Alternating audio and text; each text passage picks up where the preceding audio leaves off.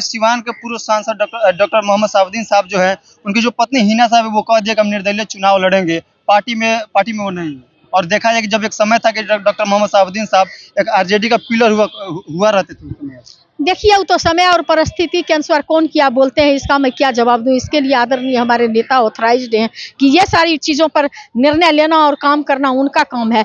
ये तो मैं एक साधारण सिपाही हूँ, सिपाही से क्या पूछते हैं। साहब ने ऐलान कर दिया कि हम निर्दलीय चुनाव लड़ेंगे। हिना साहब ने ऐलान किए तो हिना साहब से पूछिए कि वो क्यों निर्दलीय ऐलान किए। महिला की बात करते हैं तो आपके सामने जो महिला खड़ी है, दाढ़ी बनाने वाला को बेटी को सत्ता में भेजे, तो ये आपको महिला नहीं दिखाई पड़ती है। मैं भी बता दें कि इस वक्त हमारे से बातचीत करने के लिए जुड़ रही है नॉन निर्वाचित एमएलसी उर्मिला ठाकुर जी, जिनसे हम बातचीत करेंगे आने वाला लोकसभा चुनाव को लेकर। मैडम, लोकसभा चुनाव काफी नजदीक आ गया और देखा गया कि इस चीज को लेकर के आपको सम्मान समारोह भी काफी महिलाएं भी की थी, क्या कुछ कहना चाहिए? उस तमाम महिला और युवा, किसान, मजदूर, छात्र, नौजवान सभी जो है आज इस देश की आताताई सरकार को उखाड़ फेंकने के लिए तैयार है, क्योंकि इस देश में संविधान पर खतरा है। इस देश का बाबा भीमराव अंबेडकर का बनाए हुए लोकतंत्र पर खतरा है। जो अब सरकार आएगी तो अगर ये पुनः आया तो लोग को वोट देने का अधिकार भी छीन लिया जाएगा। इस देश में वोट नहीं होगा, इस देश में आरक्षण नहीं रहेगा।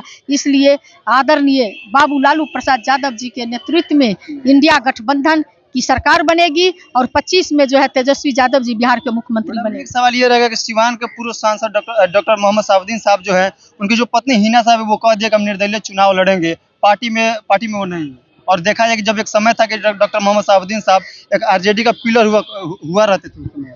देखिए, वो तो समय और परिस्थिति के अनुसार कौन क्या बोलते हैं, इसका मैं क्या जवाब दूं। इसके लिए आदरणीय हमारे नेता ऑथराइज्ड हैं कि ये सारी चीज़ों पर निर्णय लेना और काम करना उनका काम है।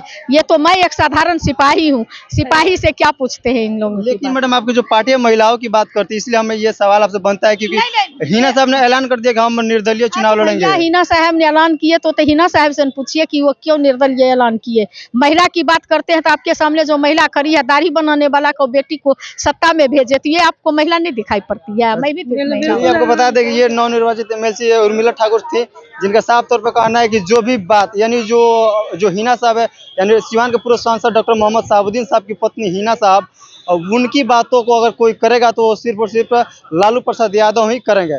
बहरहाल ये खबर आप देख रहे हैं न्यूज़ इंडो गल्फ पे। इस वीडियो को आप ज़्यादा से ज़्यादा शेयर करें।